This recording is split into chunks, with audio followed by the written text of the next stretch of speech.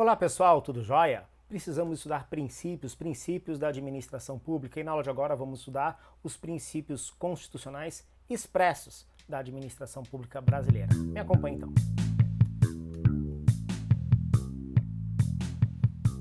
Legal, eu sou o professor Rodrigo Cavaleiro Rodrigues e você está aqui comigo no canal Mapeando Direito. Estamos estudando direito administrativo, estudando princípios da administração pública.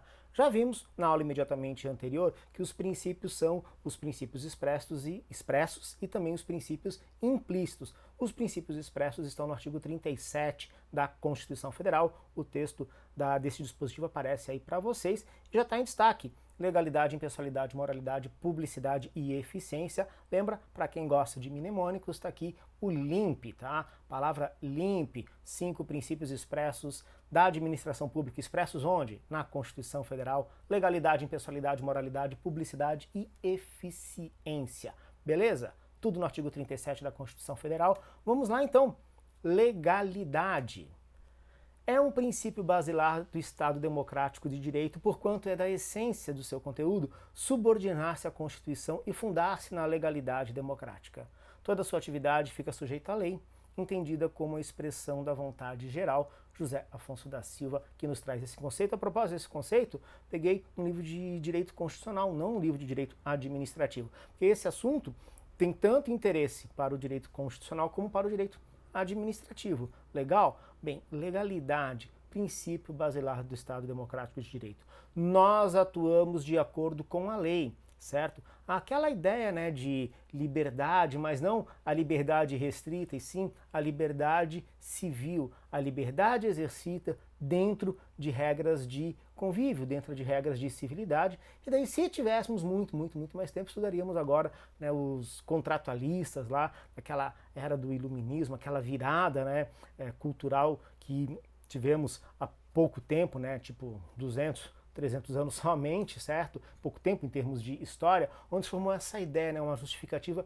filosófica para o Estado e não uma justificativa teológica como havia até então. E dentro dessa justificativa filosófica, nós entregamos ao Estado a nossa liberdade plena para que o Estado nos devolva uma liberdade civil, que é uma liberdade exercida dentro de normas jurídicas. Legal? E daí é importante, nessa perspectiva, separar essa legalidade voltada aos particulares da legalidade voltada à administração. No artigo 5º, inciso 2 da Constituição Federal, você encontra uma frase muito famosa, tá? Aquela ideia de que ninguém será obrigado a fazer ou deixar de fazer algo senão em virtude de lei. Essa é a legalidade, o princípio máximo, uma legalidade que está focada nos particulares, porque o artigo 5º da Constituição Federal trata de direitos individuais fundamentais. Só que daí no artigo 37, a palavra, né, o princípio da legalidade é mencionado novamente, só que sem nenhuma explicação. Mas o que é que temos que entender aqui de diferente? Para nós particulares, a lei pode nos obrigar a fazer ou deixar de fazer algo. No entanto, se esta lei for silente, ou seja, a lei não fala nada sobre determinado assunto, você então poderá realizar a conduta que não está mencionada na lei. Nota, ela não foi nem permitida nem proibida, ela simplesmente não foi mencionada. E esse simples fato te autoriza a realizar aquela conduta, desde que, evidentemente, você não interfira na esfera jurídica de outro e também não rompa com a ordem pública. Eu sempre dou o exemplo da tatuagem, tá? Não existe nenhuma norma jurídica que regulamente a profissão de tatuador. Portanto, qualquer um pode ser tatuador, desde que respeite normas básicas de não intervir na liberdade do outro.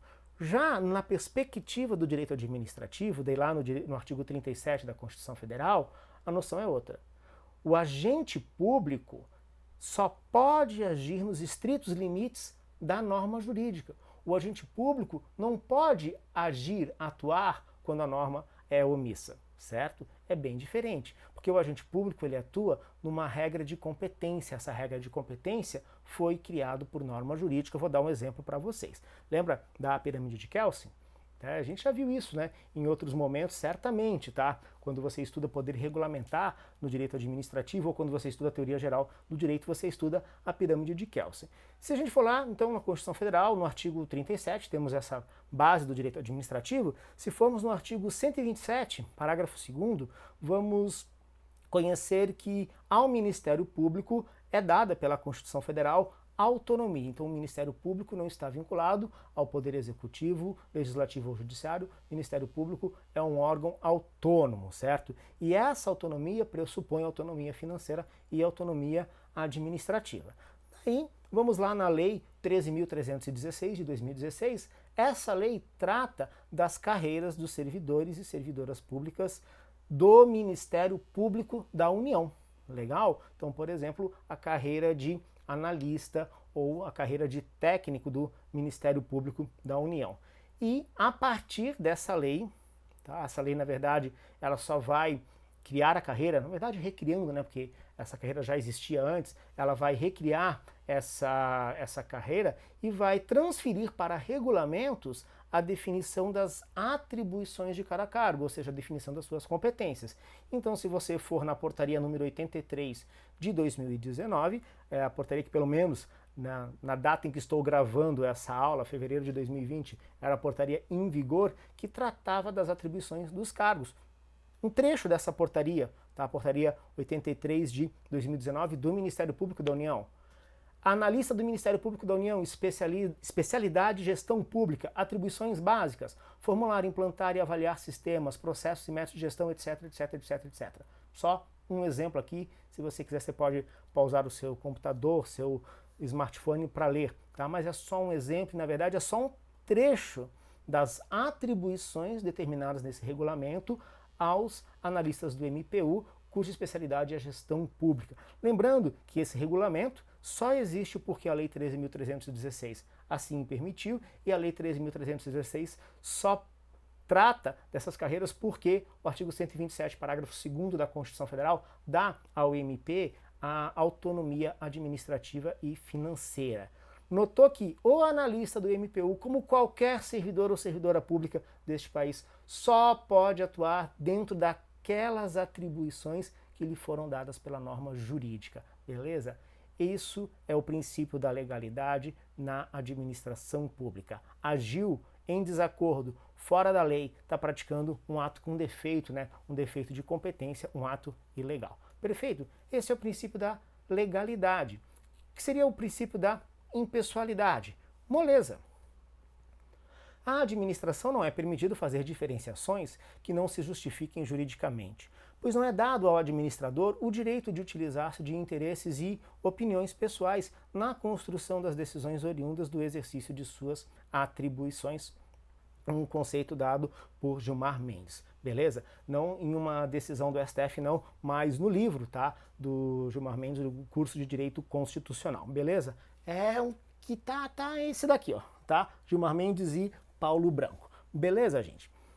Impessoalidade muito importante, tá? Quando um agente público pratica um ato, como agente público, o ato não é dele, pessoa física. O ato é imputado à administração. Todo agente público está em um órgão público que, por sua vez, faz parte de uma entidade pública. Essa entidade pública pode ser a União, um Estado da Federação, um município ou Distrito Federal, ou então alguma entidade da administração indireta, como uma autarquia ou uma fundação pública, certo? Quando o agente público pratica um ato em nome da administração, esse ato é imputado à administração. Portanto, não é um ato daquela pessoa física. Por conta disso, o agente público não realiza a sua vontade quando realiza atos administrativos. Realiza a vontade da administração, a vontade do Estado. E essa vontade é aquela vontade que está descrita na lei. Portanto, no exemplo que eu dei há pouco para falar da legalidade, nota que legalidade e impessoalidade andam juntas.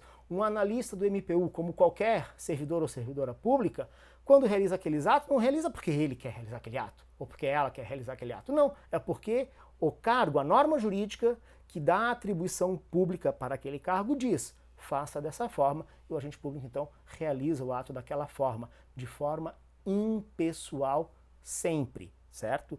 Quando um agente público atua além da sua competência, ele realiza um ato com excesso de poder. Quando um agente público foge da impessoalidade e deixa de realizar atos em nome do interesse público para privilegiar interesses pessoais ou de um terceiro, de um outro particular, ele realiza um ato com desvio de finalidade. Nota então que a impessoalidade e legalidade tem bastante relação com a ideia de abuso de poder que você pode ver aqui nas minhas aulas sobre poderes administrativos. Legal? Seguindo então, Constituição Federal, artigo 37, parágrafo 1º. Olha que interessante. A publicidade dos atos, programas, obras, serviços e campanhas dos órgãos públicos deverá ter caráter educativo, informativo ou de orientação social, dela não podendo constar nomes, símbolos ou imagens que caracterizem promoção pessoal de autoridades ou servidores públicos. Esse dispositivo constitucional, parágrafo 1º do artigo 37 da nossa Constituição Federal, ele traz para a gente um exemplo do que seria a impessoalidade e também já traz a reboque a ideia de moralidade, que é o próximo princípio que vamos analisar. Moralidade. Não bastará ao administrador o estrito cumprimento da legalidade, devendo ele, no exercício de sua função pública, respeitar os princípios éticos da razoabilidade e justiça. Esse é o conceito de Alexandre de Moraes. Também não um conceito dado em alguma decisão do STF, mas sim no livro dele de Direito Constitucional. Beleza.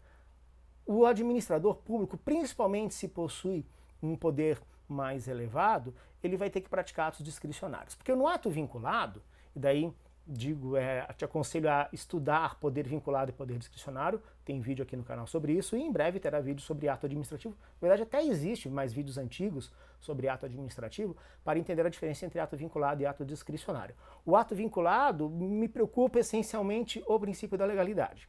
Já no ato discricionário, que é quando um agente público deve realizar uma escolha nos limites da lei, a legalidade não é suficiente, ele precisa da moralidade.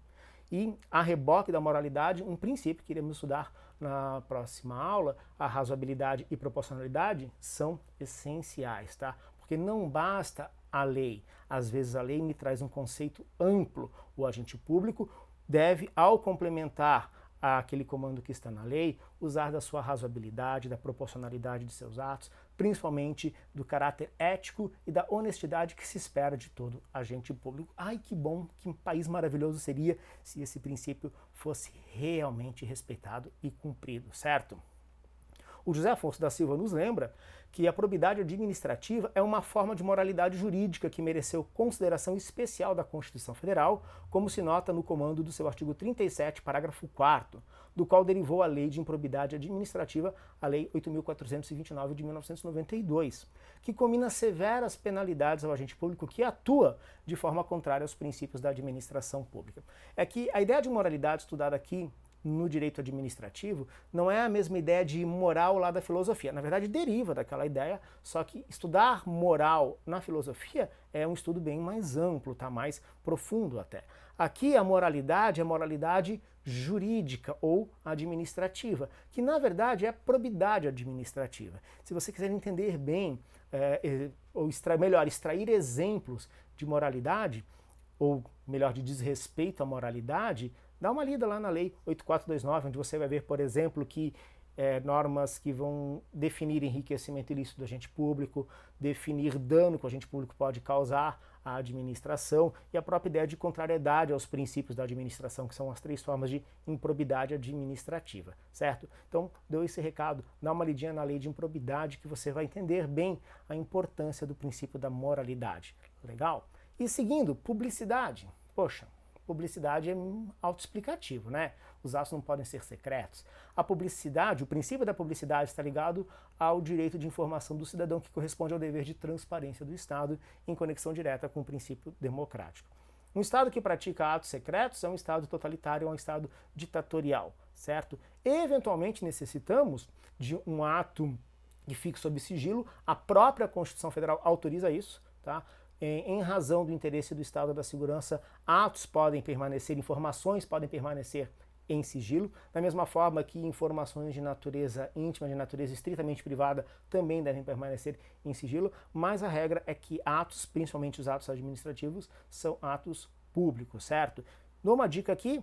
Quer conhecer um pouco, principalmente a regulamentação sobre a possibilidade da existência de atos sigilosos em razão da segurança do Estado e da sociedade? Dá uma lida na Lei 12.527 de 2011, que é a Lei de Acesso à Informação. De um lado, vai regulamentar essa possibilidade de ato sigiloso, de outro lado, regulamenta o nosso direito de acesso à informação. Beleza? Dá uma lidinha nessa norma aqui que é legal. E o princípio da eficiência para encerrarmos os princípios constitucionais expressos. O princípio da eficiência. Como diz José Afonso da Silva, eficiência não é um conceito jurídico. é um conceito econômico, pois não qualifica normas, qualifica atividades. Daí, essa frase agora que segue do José Afonso da Silva é excelente para definir o princípio da eficiência. A orientação é no sentido de conseguir os melhores resultados com os meios escassos de que se dispõe e a menor custo. Melhor resultado ao menor custo com aqueles meios escassos que temos. Ou, se quiser uma relação de custo-benefício, melhor resultado no menor tempo possível ao menor custo possível.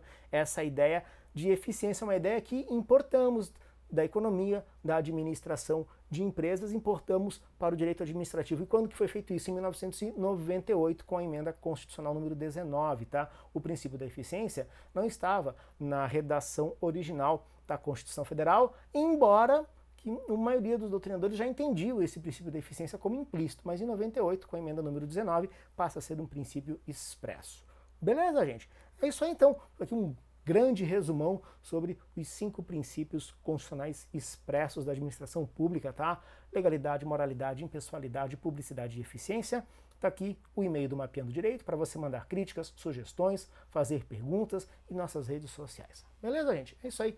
Muito obrigado pela atenção de vocês. Na aula seguinte vamos tratar dos princípios implícitos. Até lá então. Grande abraço. Tchau, tchau.